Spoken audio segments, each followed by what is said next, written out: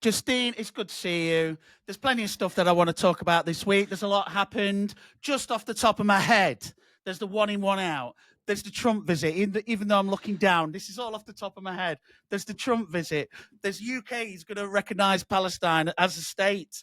There's the trans rights issue, free speech, all sorts happening. Why don't you fire away and start us off? Oh my gosh, I can't. I'm absolutely exhausted. I don't even know where to start. I think you'll find that Palestine has now officially been recognised. That was breaking news. I've just seen Starmer in front of a flag. I haven't actually watched what he said, but I've seen the headline. So the state of Palestine has now been recognised, apparently. We're not giving in to Hamas. It's not rewarding Hamas.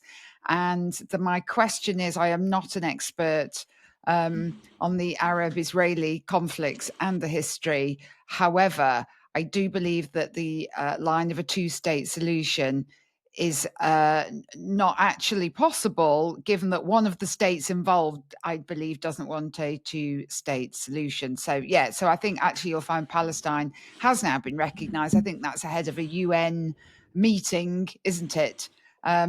Nothing's changed. That's the headline. Let's move on to the next topic because it's all completely meaningless. Okay, fair enough. Well, not necessarily meaningless. Look, we don't want to talk about the conflict. Like I've said before, if you haven't got skin in the game, you shouldn't be talking about the conflict. All I would say is, very briefly, on the Palestine thing is, what are they actually recognising? Like, no one knows where the borders start, where they stop, what's happening with Gaza. You've got settlements in the West Bank. I mean, what are they actually recognising? Are they recognising actual borders, or are they just recognising that a state of Palestine exists? It just seems a bit hairy-fairy. And also, are we not rewarding the terrorists for invading Israel on October the 7th? If they've actually invaded Israel, and from that, the UK says, well, I'll tell you what we're going to do. We're now going to recognise your goal of getting a state called Palestine. They've not even released the hostages yet. So I would say it's a bit short-sighted. It's a bit reckless. I'm not sure if it's the right thing to do or not, but there you go. I think we should stay out of that one, frankly. I'm not sure that we know enough. You are very, I know, and anybody who's watched this or listened to this will never have heard us discuss this topic before, but you and I have discussed it privately a lot, and I know that you are incredibly academic when it comes to this subject, and you've actually studied it to the nth degree. So if I was going to talk about it with anybody, I'd be very, very happy to talk to it about you, because I do believe you have a lot of academic and intelligent insights to bring to the table. But I don't have a huge amount to offer on this subject in the global sense of it. The thing that concerns me is that this conflict, that the nature of the relations between this now state and Israel is something that is coming onto our streets in our country. And I'm deeply concerned at the way that support for a state of Palestine is being used in so many ways in our country to basically be divisive and to be hateful. And it's ironic, really, given that so many of these people, you know, the Greta Thunberg, LBTQ ABC XYZ / Gaza people, you know, it's the omnicause, as we spoke about before. And the thing that bothers me is that people in our country are using this to just whip up hate and division. And it's ironic, given the way that people who went out on those marches or have been out on marches, people who have been protesting against migrant hotels, the Unite the Kingdom rally, which we mentioned last week, which took place on the 13th of September, last Saturday, that people on the left are saying that those people are full of hate, that they are divisive, they are outrageous. And actually, it's the people on the left who are whipping up division, and they are the ones that I see as being very hateful. Not everybody on the left, but there is a lot of left-wing extremism, and this Palestine cause seems to become part of what gives them, of what feeds them in all of their doctrines that they want to impose onto everybody else. And they are not democratic. They're not in any way in favour, it seems to me, in favour of free speech. What they're in favour of, absolutely totalitarianism, telling everybody what is the right and just cause and expecting everybody else to go along with it. And if you don't go along with it, then you get cancelled. So what do you think about it all? Well, I think it's pretty confusing. So when they say they're going to recognise a Palestinian state, what are they recognising? I mean, you've got the original borders from 1947 or whatever it was. Obviously, you've had multiple wars where Israel have taken territory. So what part of Palestine are they recognising? So you've got Gaza, you've got the West Bank. Israel are now occupying Gaza again. You've got the settlements in the West Bank. So where is Palestine? And what are we actually recognizing? And then on top of that, the only reason we're recognizing Palestine is because Hamas invaded Israel on October the 7th. They haven't even released the hostages yet. So why are we? I'm just struggling to see why we're rewarding them. The war aside, the war's terrible. We don't want to really talk about the war and get into all that. That's a separate subject. But in terms of the UK, what are they recognizing when they say we're going to recognize a Palestinian state? I just think it's very tricky. I'm not sure it means anything. And ultimately, until Israel want to recognize a Palestinian state, it doesn't really matter what the UK thinks anyway. So I don't know. It's a bit weird, isn't it? But yeah, that's where I am on it, to be fair. I think my main thought on it is, from a UK point of view, that Labour is doing this to appeal to its more left-wing base of the parliamentary Labour Party, so to its MPs who support this move. I think Labour's just doing it as a sop to them, to be honest. I'm not sure whether Keir Starmer believes. Yeah, and I don't know if Keir Starmer actually believes in this himself, but we do know that Keir Starmer can only believe in anything or purport to believe in anything if it's come across his desk in a briefing paper. I mean, one thing that we do know is that Keir Starmer is a globalist.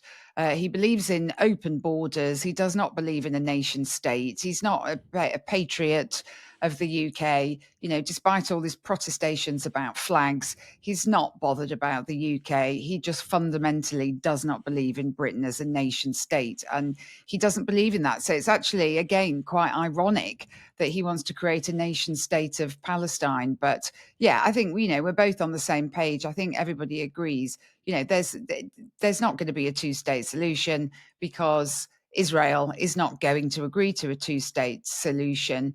And, I'm reading read in the paper, in the Telegraph earlier today, the son of one of the founders of Hamas has said that there will never be a Palestine state.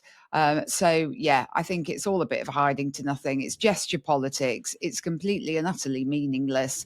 And I think it's piggybacking on his relationship with Macron. I think Macron wants to try and deliver peace in the Middle East as one of his sort of legacies and parting shots, because he's completely on his bottom, isn't he, in terms of his ratings with the French voting public. I mean, the same as Starmer's, actually. There was, just as an aside, there was a poll that came out a couple of days ago saying that putting Reform on 34% and putting Labour and the Conservatives on 16% each. I think the question that was asked was, if there was a general election tomorrow, who would you vote for? So that means that more than double the amount of voters of Labour and Conservative combined would vote for Reform UK, which is a extremely interesting statistic. Whether that will hold out for 4 years or not, I don't know. But I would imagine that most of the people who... It might get bigger, indeed. At this rate. And I would imagine... Yeah, well, yeah. I don't know that Labour's can get much smaller. They're only on 16%, but of course that will get smaller, won't it? Because of your party. So also known as, I think lovingly known as Jezbollah, it's been known as, or the Fruit and Nut Party. So again, we've spoken about them before. Well, they've had a falling out this week, haven't they? I don't know if you've seen that. Oh, I was just trying to think what you meant, Jezbollah. Yes. Yeah. That's not my invention. I heard it elsewhere. I was going to say, when you said my party, I was like, I'm not part of that party. At least I don't think I am. No, I wasn't. Well, it's called no. Your Party, but I still don't think they're sure. Oh, I thought you meant I me. still don't Right, think they're okay. sure. I was going to say, what are you accusing me of here? Yeah, yes, I've read briefly about they haven't got the same vision. I'm not sure why they even got into bed with each other, figuratively. I'm not even sure why they decided to make this party together, because I don't think they've actually agreed on anything, have they? Since they actually they can't agree on the name, they can't agree what it stands for. Why did you even team up?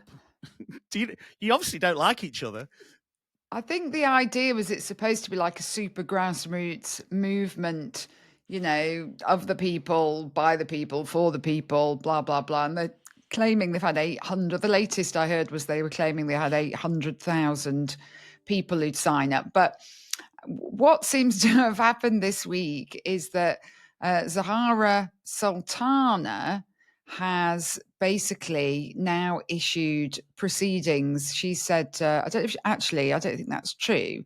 I think Zahara Sultana has said that she's instructed lawyers with the idea of instigating proceedings for defamation, because she had set up a website, driven followers to the website to get them to pay. I think it's £55 a year, so it's not cheap. £55 a year to join the party. And when she did this, within about a day, Jeremy Corbyn and the others from that group issued an emergency statement that they put out on social media saying that this website was incorrect and people shouldn't give money, and this was not the case. And then she's come back saying this is outrageous. They're just, and I quote, a sexist boys club, unquote. Now she's instructed solicitors because she said there's some very defamatory things being written about her. I mean, I guess it's a little bit of a case of live by the sword, die by the sword. I mean, she's not exactly a shrinking violet, is she, in terms of the comments that she's made either in Parliament? I mean, one of the most recent things was, "We are all Palestine Action," I believe she said. Just disclaimer, I am not Palestine Action, and I don't think you are either. Anybody who can stand up and say that in the Commons is hardly representing or representative of most of the UK voting populace, I would think. But yeah, they clearly can't hold it together. So it's just very interesting. And then, of course, all the Greens are coming out now saying, oh, yes, the Labour's all falling out. Give us a vote for Zach Polanski. The Greens are the only people now, apparently, who can save Britain. Well, yeah, good luck with that. Yeah, but it's like a more beige version of Love Island, isn't it? It's like literally none of these parties actually seem to represent anything other than themselves. It's like if you look at the Conservatives, they were in power for 14 years. All they seemed to do when someone got in power was to try and overthrow the person in power and put someone else in order to then overthrow them. It was like, in Big Brother where someone gets to be the king of the house for a week. It's kind of like that. And it's the same thing with Jeremy Corbyn and Sultana. Like they've literally just made this party together and just can't agree on anything. And it makes you wonder what do they represent? Do they actually represent the people, or who do they represent? I would argue that they just represent themselves. And it's just this constant infighting is the reason that people are kind of repelled from the main parties, because it just isn't a good look. The constituents don't want to just see the party that they support constantly infighting. They just want a bit of unity. I mean, they take diversity to the next level, diversity of opinion. Like, no one can agree on anything. I mean, I don't know, maybe they should just all splinter off and just go independent. And then maybe we'd get some more sense out of everybody. I don't know. But it is. It's a bit of a mess, isn't it? It's all a bit of a mess. They're the only party that I can see that's got any kind of unity under one leader, or even a leader and a deputy leader, is probably Reform. I mean, they seem to be getting more organised. Nigel Farage seems to have the backing of his members, of the people that he surrounds himself with. And I think that's why they are, at the moment, for me, the most appealing party, because they're the only one that seems to have a common cause and any unity. I mean, look at the Conservatives. The Conservatives are turning on Badenoch already. I mean, they're looking whether to get rid of her. Keir Starmer, the backbenchers are looking to get rid of him. Andy Burnham, he's plotting that maybe he's just going to slide into the role of MP and take over the party. You've got Corbyn and Sultana. It's just an absolute cluster. Something. You know what? A cluster.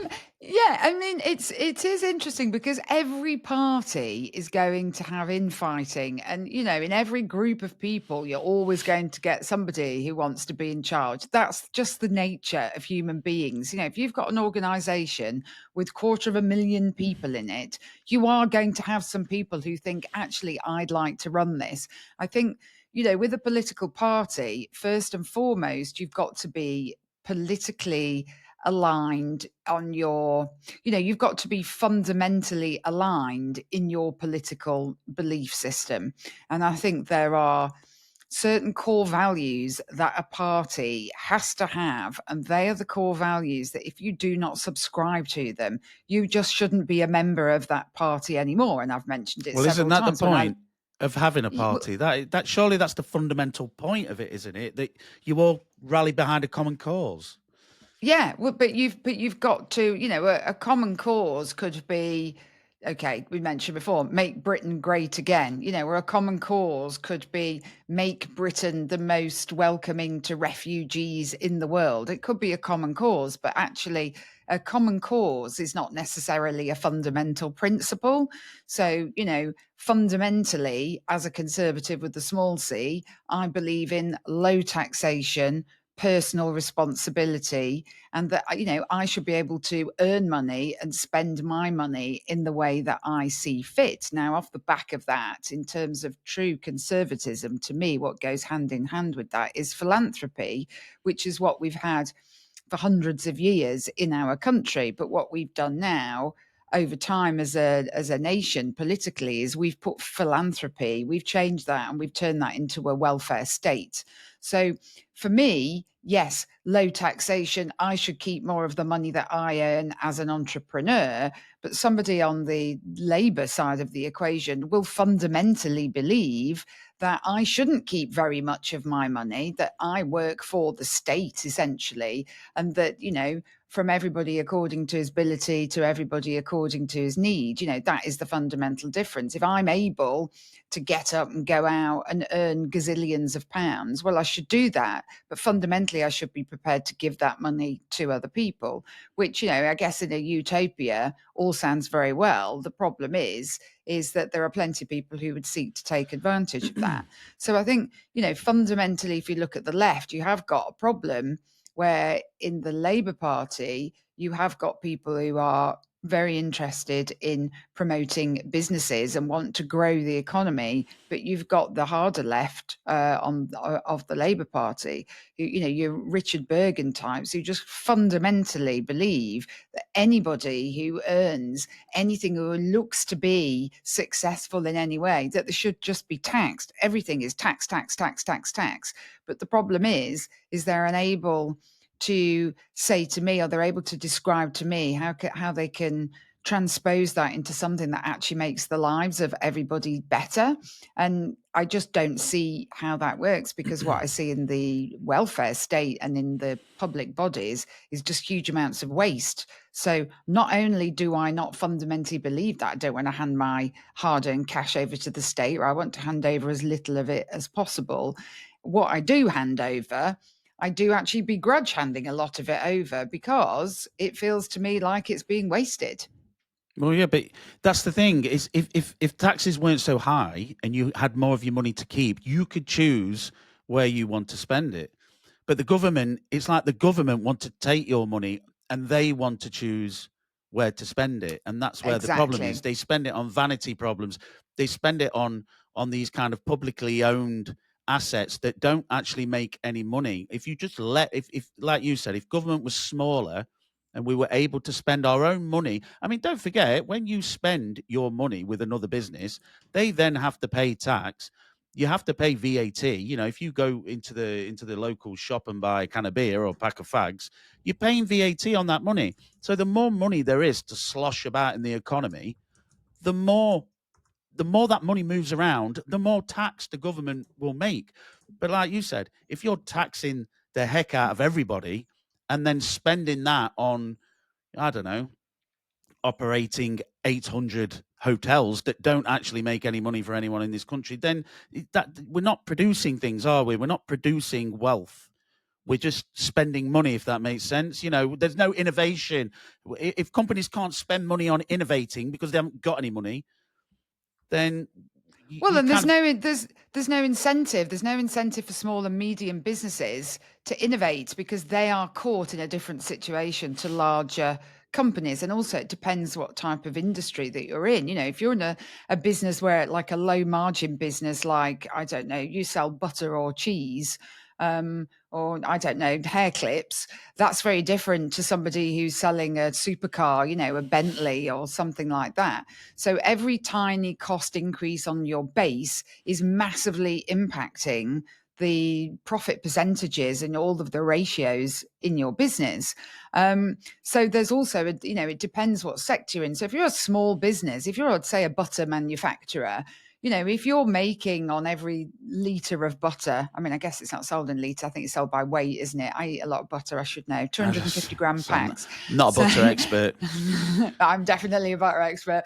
So a kilo of butter, if you're making, you know, £1 gross profit on a kilo of butter, if your cost base increases and that reduces down to 80 pence or 70%, you're not going to turn around, are you, and suddenly think, I know, I'll invest in some new machinery. That would be a brilliant idea because I can make some more money. You're just not going to be interested. But you can absorb those costs if you're producing supercars. If you're producing a car where you make £100,000 profit on each vehicle, well, yeah, you can probably absorb an extra £100 a year in fuel, you know, energy costs or whatever. So I think, you know, back to the whole thing of political parties and what the fundamentals are, you know, again, it's interesting seeing the Green Party, which seem to be, you know, a lot of people online are encouraging former Labour Party or current Labour Party members to ditch the Your Party, ditch the Labour Party, join the Green Party. They're the only viable alternative. But you know what? You know, the Greens, again, just a party of waste. Bristol City Council just recently has been exposed that it spent over £4,000 a year on tap water for public meetings. And one of the councillors there defended it as basically, I paraphrase, just a drop in the ocean in the grand scheme of things. So I'm sorry, this sort of disgusting weight, drop in the ocean is my terminology, but yeah, a trickle or something he called it. But the problem is, you know, fundamentally, do I want to support a party that just thinks that £4,000 is a drop in the ocean? Well, it isn't a drop in the ocean. And who the hell, you know, the Green Party, you know, it's definitely on the left of the political spectrum. So on the one hand, they're saying that, you know, we need to, you know, they can be quite sort of militant and socialist in terms of a lot of their beliefs and what they want to impose on people. But they're more than happy to pay over £4,000 to a private company for tap water, which would just come out of the tap. So the councillors in their meetings, etc., quite frankly, could have walked to the tap with a cup and got the water themselves and saved £4,000. But that councillor Is the seems to tap think, water well, you know, filtered? it's, Is it I don't filtered? know. I don't know. Well, And we need quite to know. frankly, We I need to don't know care. this. I don't know. I think Councillor Ed Fraser from Bristol City Council, I think he needs to be filtered, They, quite they frankly. must He needs to be they filtered out must of the have a council. they must have a lot of liquidity. Oh, ha, ha, ha, ha. More taxpayer money going down the drain. Bum, bum. But yeah, that just goes to show. So going back to that whole thing of, you know, party politics, you know, who do you believe, all of that stuff. I think, you know, you have to unite around common fundamental belief systems. I don't agree with you that you have to unite around a cause, because there will be people, I'm sure, in the Conservative Party who believe that Palestine should be recognised as a state, and there will be some that think it doesn't, and that is a cause at the end of the day, and they won't unite around that. But fundamentally, their basic political principles one would expect would be the same. But again, that's where you get the problem, with these parties, especially with, well, not even just with established parties, but we're seeing the splintering with established parties because there hasn't been an alternative. So, we've got alternatives now. We've got the rise of reform. We've got, the Green Party, I think, has got about 75,000 members. But what you're actually seeing now, people are seeing that there are viable alternatives. And that now is what's causing the chaos in the established parties, because for too long they've just had a monopoly on an everyman type of approach to their politics, and they can't get away with it now. So they naturally don't know how to organise themselves to deal with that. Well, there's a lot to unpack there, Justine. I mean, I'm still hanging on to my joke on the butter factory, which was, how are they spreading the wealth? I mean, there's a lot to unpack there, Justine. If I'm honest, I think you just put the whole political establishment, banged them all to rights there. I'm not sure where to go with it all. Yeah, they're just all arseholes. They've all had it. No. I think you've pretty much summarised. Yeah, I mean, like I say, I mean, if you're a party, I believe a parties have, in its most simplest common man speak, a party should have a goal and some kind of direction, and I think all the members need to get behind it. And I think, in summary, a lot of all we're seeing as the electorate now, all we are seeing is just parties constantly infighting. It's not a good look. It's not what we want to see. It's not. It's what what's the word? Disenfranchises people from the whole thing. People just don't want to engage in it or get involved in it because it just seems so petty, immature, and people see it for what it is. It's just a load of elitists just squabbling amongst themselves, vying for power. And yeah, I don't know. 3 more years and we'll see what happens. Well, and again, look at those polls. What's going to happen in 3 years, 4 years? It could be before 3 years. Have a general election. You've got to have people. If you want change, you've got to have people who can affect change. But you've actually got to have a system where change is possible. And I'm afraid, we could probably have a separate special episode on it, but the next party that comes into power, I would hope it's not the Labour or the Conservatives. I strongly hope it is an alternative. We're looking for a party that is really, really committed to delivering on, scrapping net zero, delivering on immigration, stopping the small boats, improving the economy, putting more money in people's pockets, tackling the debt crisis. But ultimately, you've got to have very intelligent people. You've got to have bright people. We touched on the Danny Kruger defection to Reform UK last week. Ultimately, you've got to have parliamentarians. We spoke about that who can actually do the job and deliver. But you've got to have bright people.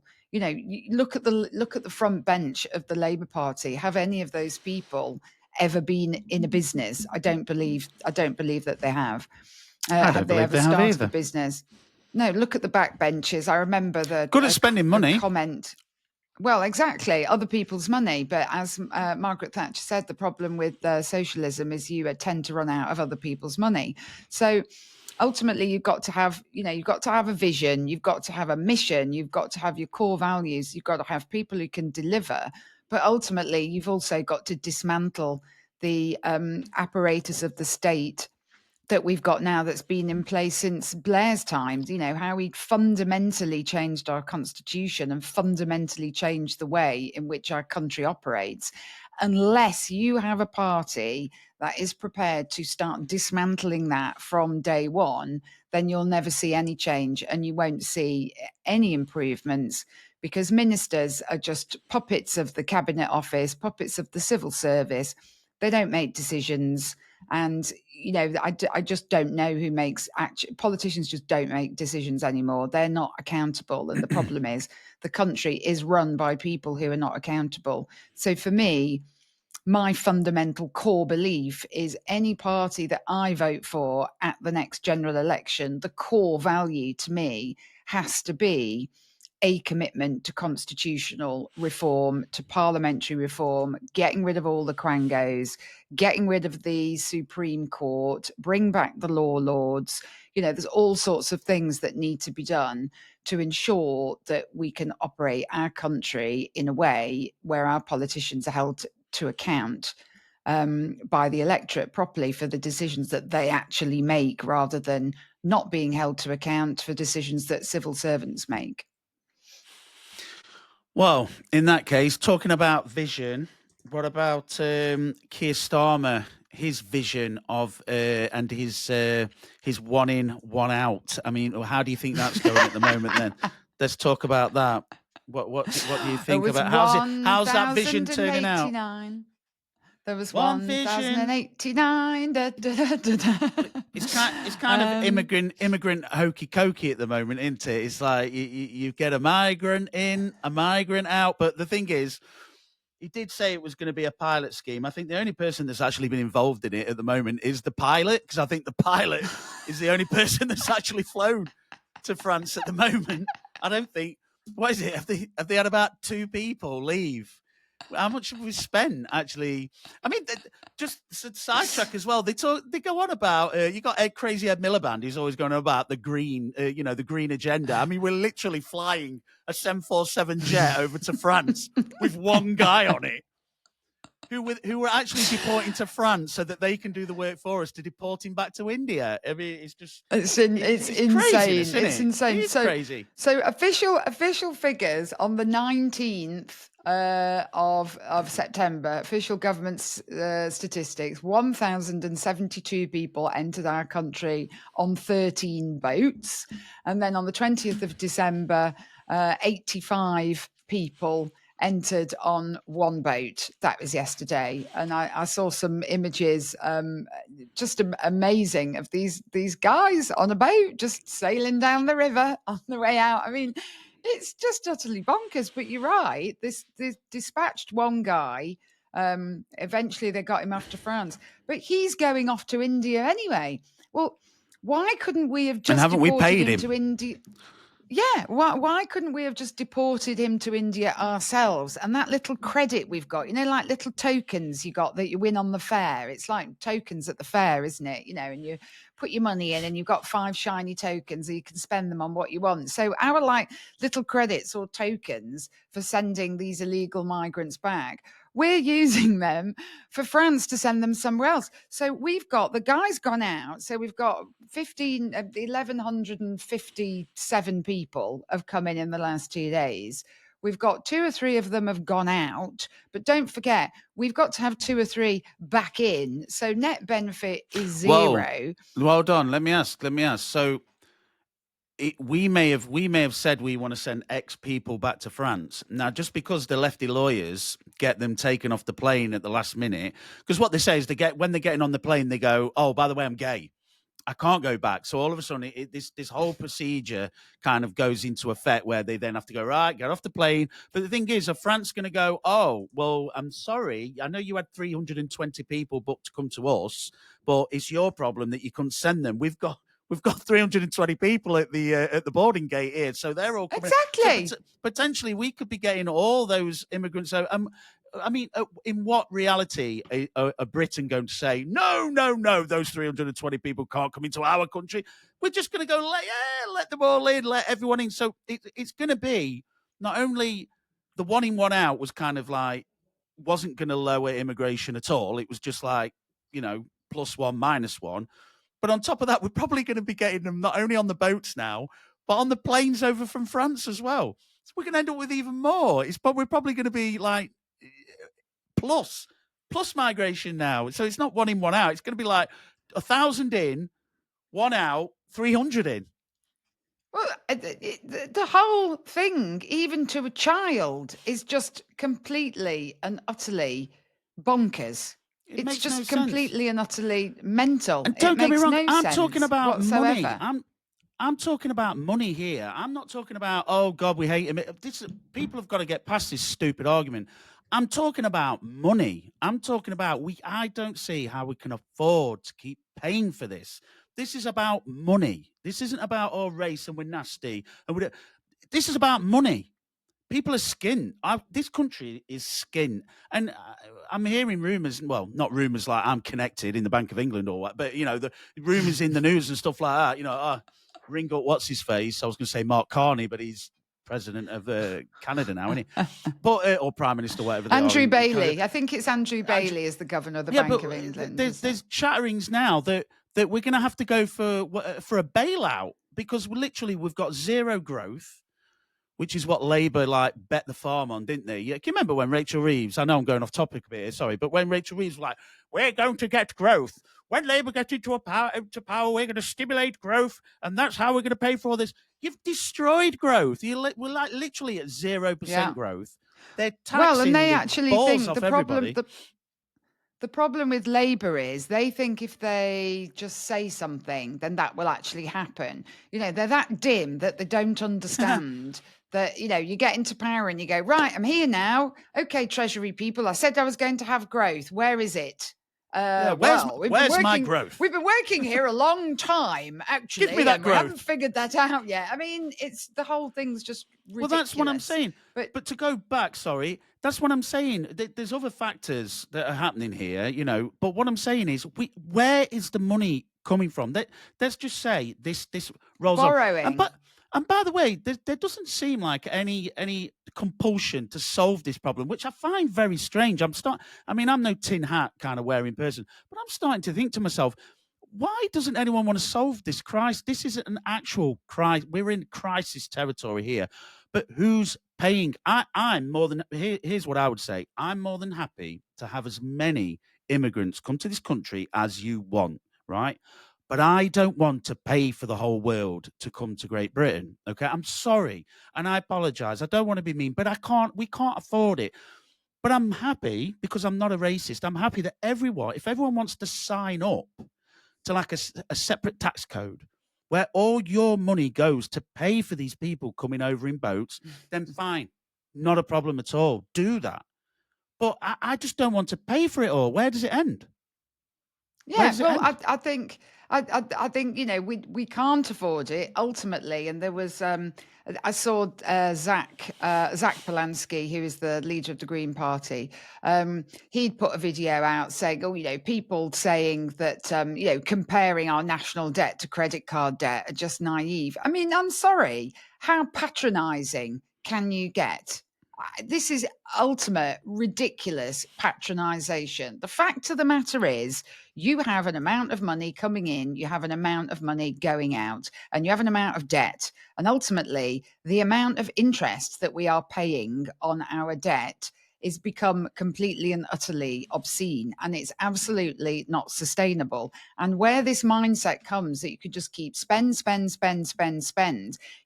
you see it. It's endemic, isn't it, with these people? It's their politics. Your man from Bristol City Council who said, well, £4,000, it's just a trickle. Well, it is a trickle, quite frankly, compared to all the other costs. But when you're not paying. Oh, exactly. It's easy when you're not paying for it. And these people, they're just so smug. But what does he do for a living? I've got no idea. He's a councillor. I'm assuming he's got another job. If he hasn't got another job, he's either retired or he's claiming some benefits or he's, I don't know, supported by somebody else. I've no idea what this man does for a living. But all I know is that the salary / allowances that you get from being a councillor does not equate to a full-time salary. It's not enough for a person to live on independently, just to qualify, put it that way. But it's easy for him to say, isn't it? Because having all of these noble, lofty ideals are all very well when you think you can just turn around and make everybody else pay for it. But it doesn't work. I think since Labour came to power, the figure is 16,000 millionaires have left the UK. These are all the people that they want to tax. So, but the problem is, the problem is like MP salaries and council salaries, public sector salaries, a lot of the time are linked to inflation. So when the government's getting themselves in trouble, this is my simplistic view. The government gets themselves in trouble, then they start doing all this quantitative easing. So what they'll do is they'll say, well, I tell you what, we'll just print £10 billion, sod it. But what that does, it just creates inflation. Everything gets more expensive. And then when everything gets more expensive, who picks up the bill?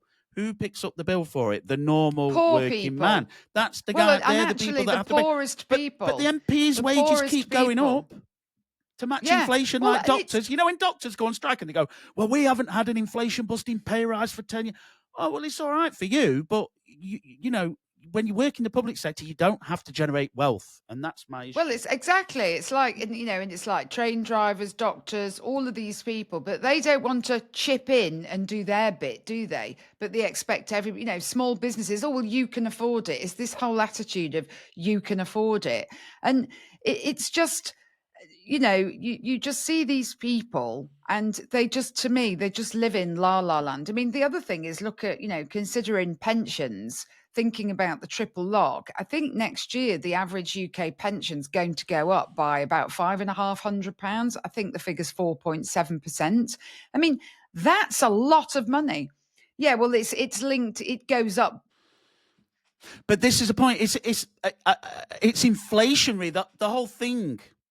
The whole thing's inflationary, isn't it? So you borrow more money, then you're printing more money, and then you're doing things that are making inflation go up. And then when you make inflation go up, then what you're doing is then making pensions go up, public sector workers' wages go up. Then the government has this smart idea and goes, well, what we're going to do something great. We're going to hire the minimum wage. We're paying you more. No, it's not you that's paying more. So then you're forcing the private sector to put wages up, which means they have to put their own prices up, squeeze profit margins, and then raise taxes on those small margins and cripple the people who are generating and raise less taxes. And the government doesn't raise as much in tax. So let's say you have a business, you're turning over £1 million a year. You know, ultimately, if your cost base is 800,000, you pay tax on your 200,000. Well, if you've got to pay more in NI, if you've got to pay more in wages, then your cost base is 900,000. So now you're only paying tax on 100,000. Okay, yeah, you've got some more money going into the tax system via NI, and your employees, if you're paying them more, will be paying more in PAYE. But whether that equates or not, just straightforward taxing corporations more. But ultimately, you've lost the incentive for the company to try and earn more money. But they just, these sort of lefties just seem to think that people who are entrepreneurial will just carry on the whole time, just going out constantly, trying to try new things, take more risks and earn money. And, you know, they see it as being, the big James Dysons of this world, or, you know, the bigger companies, but they forget about the companies like you and I have got, you know, the small businesses or the micro businesses. They are the businesses that just can't survive. Well, they are the generators of wealth. Yeah, and even big companies are saying they're going to cut back on staff, etc., not give people overtime. You know, hasn't PAYE gone down measures as well to mitigate the receipts, the revenue government from PAYE. receipts on PAYE. Because people aren't employing and they're laying people. Well, I don't know if they're laying people. So, for example, I wanted to take someone on, and because of the raise in the minimum wage now, because don't forget, when you raise the minimum wage, you're not just raising. I won't call it the minimum wage anymore. Actually, I just call it. Well, I don't call it anything, but I refuse to call it the minimum wage, because what it does, it kind of makes it sound like it's a pitiful amount. Well, I tell you what, when you have to pay anyone that walks into your business £12, what is it, £12.40 an hour now, for literally for any job that you want them to do, you've got to pay these guys in excess of £500 a week now. It's not just a pitiful minimum wage. And now, when you have to put the minimum wage up, anyone who's like £1 or £2 above that minimum wage, well, they'll come to you and go, well, we're nearly on minimum wage now. We want more money. So it's not just the minimum wage that it has an effect on. It has a knock-on effect through your whole business, because what the government are doing is just pushing yearly salaries up and up and up and up and up. And everyone else that works in the business now wants a pay rise to go with it. So you may have, if you're a tiny business, you may have 5 or 6 workers. But if each one of those 5 or 6 workers now wants £1,000 pay rise, well, that's £5,000 or £6,000 off your profits. What if you're making 20 grand profit a year? Some businesses don't make a lot of profit. After they've took the wages out for themselves, some businesses don't make a lot of profit. So actually, to bring it back around, because we strayed off there, but I can see why the UK is at zero growth. But going back to the original point of one in, one out, I mean, where do you think that? So yes, that's my view on it. We can't afford it, and for all the things we were just talking about, that's why we can't afford it, because we're in our own kind of death loop here. We have got our own problems as well in this country. But I mean, where do you think the one in, one out's going long term? Is it ever going to get out the pilot stage? I think As it was in a the pilot 3-month just flying. pilot. Wasn't it a 3-month pilot? Isn't that up now? Well, I don't know. Have you actually heard much we've about about it? got to. No, I don't. It's not going anywhere. It was predicted to never go anywhere. The activist judiciary is going to use every single lever at its disposal to ensure that these people do not leave the country. And fine, we've had 3, we've had 2, I don't know. Reports may vary, but quite frankly, it's just a trickle. It's just a drop in the ocean compared to what's coming inward, the numbers coming inward. I don't think it's ever going to go anywhere, because quite frankly, if you can't, as a nation, if France as a nation can't get its act together enough to stop people leaving its shores, and they stand there smoking their gitan whilst supping on a calvados, I can't believe how they're going to have the nows to invest and very quickly figure out large numbers of people who they say are vetted and are safe to come to the UK and are credible people who should be allowed asylum via this safe route. I just don't see, it's not credible. It just is not credible, and it's not going to happen. And everybody knows it's not going to happen. And anybody, anywhere, who is saying that it is, and we're moving forward, and isn't this all marvellous? I'm sorry. You're just going to have to accept, dear person, that you are you're just thick. You're just one of the dim people. And this is part of the problem with social media, because social media has enabled people who are just dim. They weren't in the fast streams at school. They're not academically bright. They're not great thinkers. Maybe they're very good at, maybe they're skilled people. Maybe they're good with the hands. I don't know. But these are not people who would ever have written an essay and got an A or even a B for it. But these are people who write all these grandstanding, sweeping one-liners on Twitter, have gazillions of followers, and think that they're terribly popular and terribly academic, terribly important, intelligent. And they're not. They're just silly. They're just a bit dim. You're silly billies. And I'm afraid they are wrong. Billy. If they are just silly. They're just, take a look at them. They think they're really important. It's quite funny. If any of those people on social media actually had to sit down and write a letter on a piece of paper with a pen, with an ink pen, and actually write to people and try and persuade people of anything, they wouldn't. They'd all go back to watching EastEnders. That's what they'd do. They'd just sit watching TV, because they wouldn't be able to do it. If you think about like the 90s, if you wanted to get something out in the open, you'd have to write to a newspaper, wouldn't you? Something like that. Exactly. And you'd have an editor who would look at your letter and go, this person's talking out their arse. So literally, I'm not going to print it. But like you say, the internet has given like silly the person. Power. Get rid of that. Yeah. Silly. Well, they would, wouldn't you? When if someone said, for example, well, a woman could have a penis back in the 90s, the guy would go, this person's obviously off their trolley, and not print it. But like you say, everybody has a voice now, don't they? And maybe some people shouldn't have it. You're not allowed to say and that. it's You're wrong. not allowed to think they that. Shouldn't. But maybe not. Some people shouldn't have a voice. They shouldn't have a voice. Give people a voice at the ballot box. No postal votes. Go there with the paper. Go there with the paper, and go there with your pencil. Use a pencil. You get your vote at the ballot box, unless you're desperately infirm or in hospital or something, in which case you get a postal vote.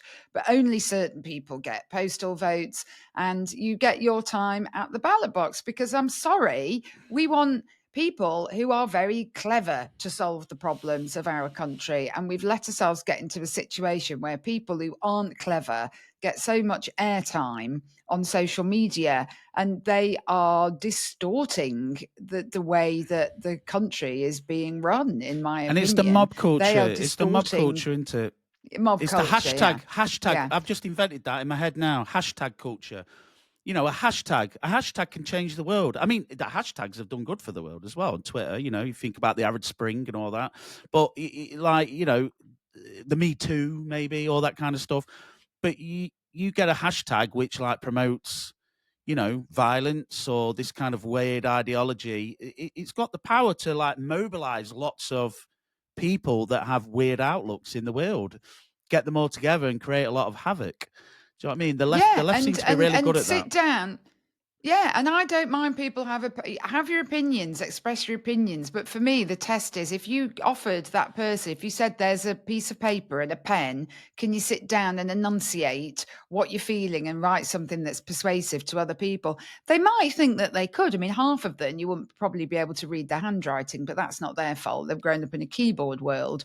But, they would probably think, half of them, that they could be quite persuasive. But actually, then if you put those letters in front of average 20 people, they probably get laughed out of the room because they wouldn't be persuasive at all. So we give people this overinflated sense of importance. And, people might say, well, here's, who are you two? You're sat there. Who are you with your overblown sense of self-importance? We've got the internet. We've got the internet as well. We've got the internet. We've got the internet as well. Yeah, exactly. So, and when it's just, you're saying about the editor would say a woman you can't have a penis. I mean, just recently, I don't know if you saw that clip, Ed Davey was on Piers Morgan's show this week, and he was asked 10 times to say that women cannot have a penis, and he refused to say it. I mean, this is the stuff of, as Julie Bindel said, you can chuck your penis off. That doesn't make you a woman. It's as simple as that. And all this nonsense about self-ID. And I mean, the Lib Dems are just complete and utter. I don't know. They're good at leafleting. They're good at getting out their vote. They're very good at campaigning. But in terms of what Lib Dems even think, I've actually got no idea. I mean, I've just seen Ed Davey walking into the Lib Dem conference in front of a marching band. I mean, the guy is a complete and utter clown. He's a clown. Well, it's just more example of the mob mentality, isn't it? It's like, look, I mean, I don't know the guy very well, and I don't know him personally. I don't look at him much because it's, the Lib Dems. But I can almost guarantee you that he knows the answer to the question. He knows the answer to the question. I mean, how old is he, roughly? He's a middle-aged man, isn't he? He's in his late 40s, his 50s. Yeah. He's from an era where I think he's about 60. Oh, is he? Well, Well, yeah, I know he did the old bungee jump and falling, off the surfboard. So I thought he was a bit younger. But the problem is, he knows what a woman is, and he knows what a man is. The problem is, he's just too scared to say it because he knows if he says it, the mob will come for him, and that's the problem. Everyone's so scared of these mobs. People need to have an opinion and stick to it, and have the conviction of their opinion. And if they believe that a woman can have a penis, fair enough. But if you genuinely don't believe a woman can have a penis, you're just going to have to grow some balls and admit it, that a woman does not have a penis. And if you're too scared to do it, then maybe you're in the wrong job. Well, he was asked in the interview, had he ever met a woman with a penis? And he sort of laughed it off. But the intriguing thing is, somebody like Ed Davey probably has met, in inverted commas, a woman with a penis.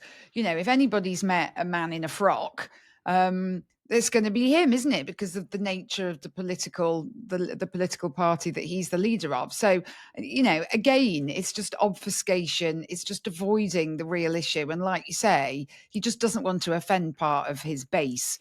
But ultimately, he's put his he's drawn a line in the sand. I've no idea what he drew it with. I don't even want to think about it. Is it anything to do with offence? I mean, I don't want to offend anyone. I don't want to purposely go out my way to offend anyone. But I know it's not even a belief. I know that a woman can't have a penis. I mean, it's just like year one science. I mean, we know this. But we've allowed this like weird argument. Oh, it's a social construct, and gender and sex are different. I mean, we've allowed this kind of weird logic to infest every part of our society. It's weird. Like, I know that a woman cannot have a penis. You can pretend to be a woman, and if you feel better in your own skin, if you're wearing a dress and you want to wear makeup and go out and dress as a woman, well, more power to you. But you can't force me to believe the same. You can't force me to believe your delusion, or play along with you. I know that if you've got a penis, you're not a woman. I'm sorry. that doesn't mean I want to be nasty to you or bully you. I mean, if you've got gender dysphoria, which is a real thing, I accept that gender, but not in the numbers that we see in today's, in today. But if you're genuinely confused about your sexuality or whatever, fine. But don't ask me to believe or force me or make it that I just can't say what I believe, what I know to be the truth. And that's where he is. And that's the worrying thing, that even political leaders, someone who would put himself forward to say, I can run this country, cannot sit there and just say the obvious. It's like the King's New Clothes scenario, isn't it? Well, but that's that, and again, and that's where you're getting into. Also, these people seem to want to compel you. You must use these pronouns. And this whole thing of compelled speech, isn't it? And free speech is dangerously under threat in this country. But not only, we want to be able to say what we think. Obviously, nobody wants to be inciting anybody to go and injure anybody else or commit any harm to anybody else. But pretty much other than that, I believe people should be able to say what they think, even if it's, offensive. It's like that guy from the Oxford Union, George, is it Abadawe? I can't remember his surname. Sorry. The guy from the Oxford Union, well, pretty vile. A pretty vile thing to say, an awful thing to say, but everybody's going on about, oh, well, you right wingers, you said, freedom of speech, that's where we want. But that's not even about freedom of speech. That's about saying, why would you want somebody representing you who actually believes that the only way that you can deal with your critics is to silence them with a bullet, and that's okay? So for me, that's more of the issue with him, not what he actually said. It's the fact that what sort of person actually believes that sort of way of dealing with your political opponents or your ideological opponents. And it's like the whole Charlie Kirk thing, which we mentioned before. His opinion was vile. That's why he needs to go. His opinion was vile. Although he's got the right to say it, and again, you don't hear people from the right going, "You must silence this." But I mean, at the end of the day, he's got every right to have any kind of horrible, vile opinion that he's got. But surely he's bringing the whole Oxford University into disrepute by having that opinion. I mean, if you were literally trying to justify some guy being murdered for just saying what he believes, then you shouldn't be in that position. It's not about the words that he said. It's just having that. You believed, in your heart of hearts, you believed that it was a good thing that this guy got shot because his opinion differed from yours. I mean, someone of that opinion shouldn't be in that position of responsibility. It's got nothing to do with the speech. It's his actual mentality. But it's just, I think, back on what I was saying about compelled speech, there was a Facebook group this week. It's got 57,000 members in, and they tried to ban gendered language in the group. This is a group that promotes breastfeeding, and there was an article, a post in the group, and it says, "We'll not be accepting posts that start with things along the lines of, 'Hey ladies,' or 'Hey mamas.' And if you don't agree to this, please leave quietly and respectfully. You have to use non-gendered language to address the entire group, such as a 'hey all,' and we aren't going to keep debating the validity of people's existence." So this is the Breastfeeding and Lactation Support UK Facebook group that doesn't want to use the word lady or mama in its group because it feels it's inappropriate, because it might offend somebody's right to exist. Same as the NHS. How ridiculous. That group should just, to me, that group should just be banned. I mean, how pathetic. I hope anybody with half a brain leaves it.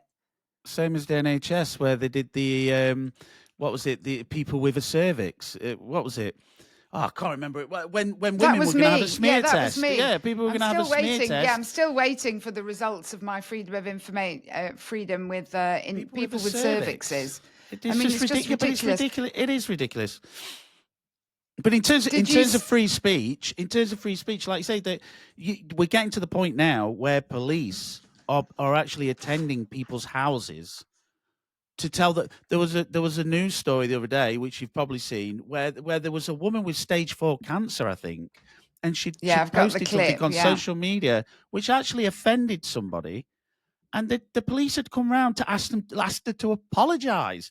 They weren't even going to charge her with anything. It's like, say sorry. I mean, but do you know what's it's not funny, but it's ridiculous. Yeah, but do you know what's chilling, if you like, about that is the fact that they wouldn't tell her what it was. And I actually think that's what happened with Alison Pearson when she got arrested, or when they wanted to arrest her, the Telegraph columnist. They wouldn't actually tell her what the tweet was in the first instance. Sorry. But the police officer actually said, before explaining what it was, had already said to her, well, if you apologise, we can make it go away. But if you don't want to apologise, then we'll escalate it. And you're looking at, formal proceedings. But how can you do Weird, that? isn't it? How can you do that without... So now what we're saying is, in this country, the police can come to your house and demand that you take some kind of restorative or reparative action against an alleged victim of a crime, and they won't tell you what the crime is. And if you refuse to take that action, then you will potentially be arrested and taken to a police station where you'll be interviewed under caution. That is completely and utterly outrageous. And I hope that whoever sent that police officer to that address faces a disciplinary hearing. And quite frankly, they deserve to get the sack. If you enjoyed watching today's episode and want to see and hear more from us weekly, please don't forget to like and subscribe. You can also find us on all major social media platforms. My name's Justine. Goodbye. And thanks for watching The T Word.